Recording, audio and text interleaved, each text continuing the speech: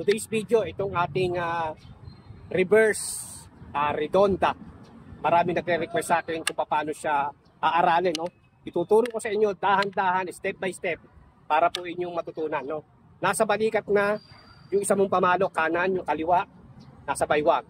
Ang una mong ititira o ipapalo, itong kaliwa na nasa baywang, tataas mo siya. Taas. Nasa ulunan mo lang, nakaparallel na siya, nakahanda. Huwag mo isobra dito kasi mahihirapan ng bumuelo. Dapat nasa harapan mo lang ng kanan. Okay? Nasa kanan mo lang siya.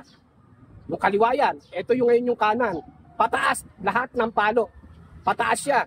Dahan-dahan pumunta sa kaliwa. Pagkatapos itong una mong itinira, itong kaliwa, itataas mo rin round. Pataas din ang ikot para pumunta siya sa side ng kanan. Nasa kanan na siya. Kagaya nung kaliwa natin kanina, kagaya nasa kanan natin, nasa kaliwa na siya. Meaning, pataas, naka-prepare dito sa bandang kanan para hindi ka maligaw. Yung kanan naman, papunta sa kaliwa. Okay, nasa baywang, nasa kilikili na siya. Ito nga yung pangatlong palo mo, papunta naman, paikot, papunta sa kaliwa. Nagpalit na sila.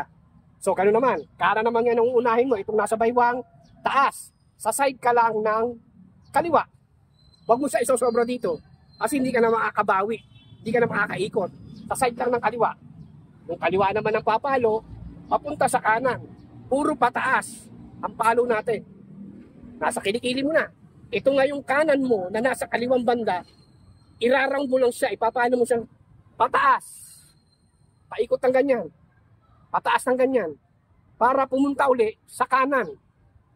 Ayun, nandito na siya. So, one, nasa side lang siya ng kanan, yung kaliwa. Yung kanan ng papalo, papunta sa kaliwa. Itong kaliwa, iikot.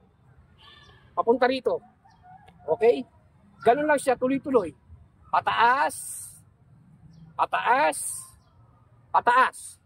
Hanggang masanay ka na gumamit ng redonda o reverse redonda. Yan. So sana po natututunan ninyo, dinadahan-dahan natin para po ninyo makuha. Hanggang sa bumilis ka na ng bumilis. Unang tira, yung kaliwa, nasa baywang, iaangat. Pangalawa, itong kanan, papunta sa kaliwa, kilikili. Ito ngayon na unang tinira mo, iikot mo ganon. Palo siya pataas. Papunta sa kabila, kaliwa. Same.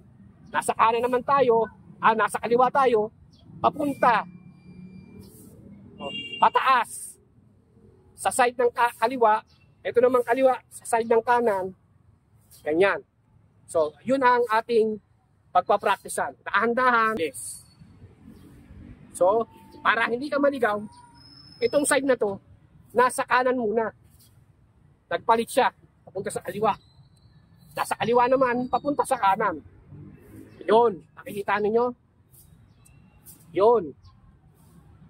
Hanggang sa matutunan muna siya, yung flow niya, isa-isahin mo lang para hindi ka maligaw.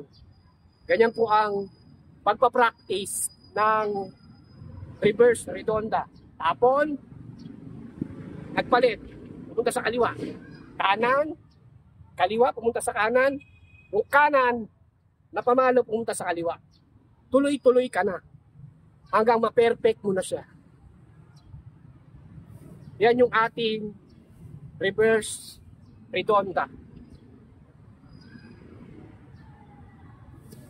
Sana po meron kayong natututunan sa video na ito. Maraming salamat po.